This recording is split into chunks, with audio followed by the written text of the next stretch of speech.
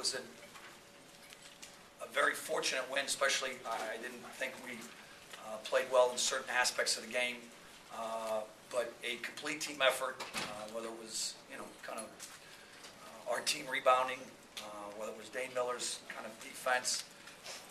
Certain guys, not anybody played a perfect game, not even close, but we found a way to play for one another and came out with a great road victory in the Big East.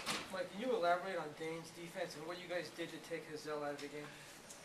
Dane's maturity defensively is, you could write books about it, to be honest with you.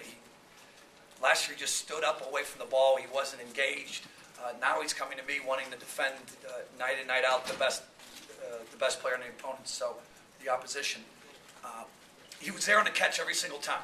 And we started to say we didn't help as much, and maybe that's a coach learning from past mistakes of people torching us from three, but Dane was there, and Dane was more than that. Dane was locked in the whole time, and we all know about his athleticism and his length, and that certainly bothered him. He had a relentlessness to him, and it was the reason why we won. What did you say to him at halftime after those last couple offensive possessions? Again, they knew it was, we can't beat ourselves when Seton Hall's at its best, they're scoring on opponents' turnovers and transition.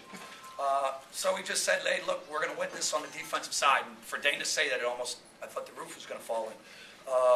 And so he's maturing.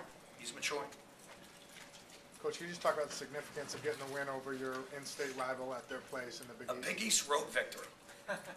That's all you have to say. A Big East road victory. It doesn't have, again, this league, it's the biggest and the baddest, and so Kevin has done tremendous with this, with what he's been dealt and some of the injuries and everything else, and it's tremendous.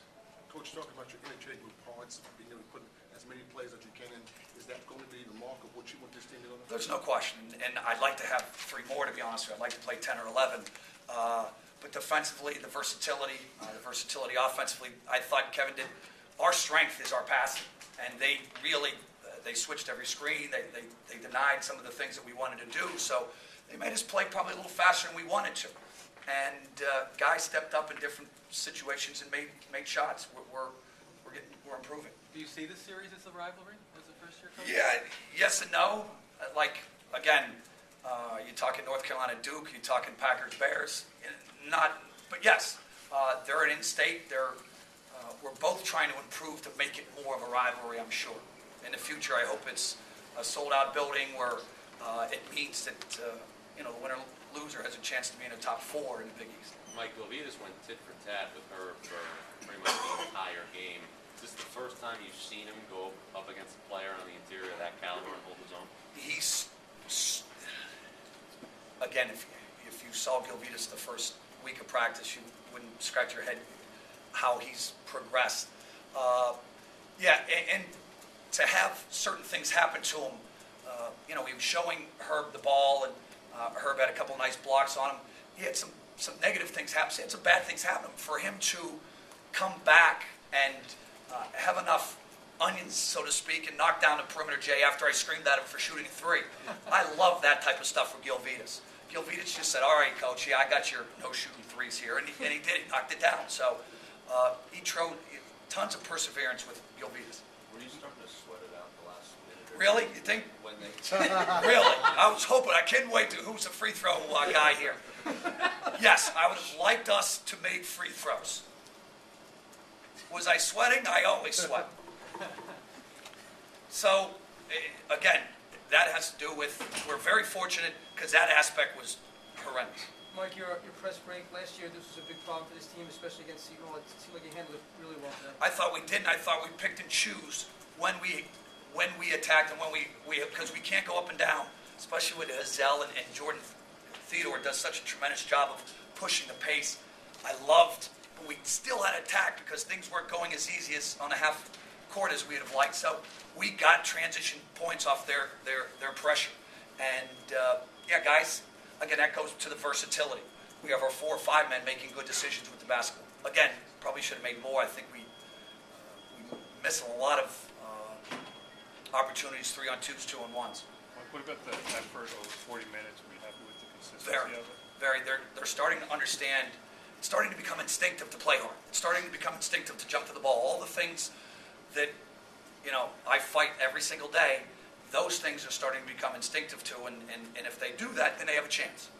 Mike, you talked a lot in the preseason about how you were kind of annoyed that because of some of the departures this team had, that a lot of people didn't really think that this group collectively could do anything. Do you think they're starting to see right now that There's a belief in that locker I'm room. saying, but how much has that changed since when you started working them out in September? Did they always believe that? Did they No, care for each other? you watch this early on.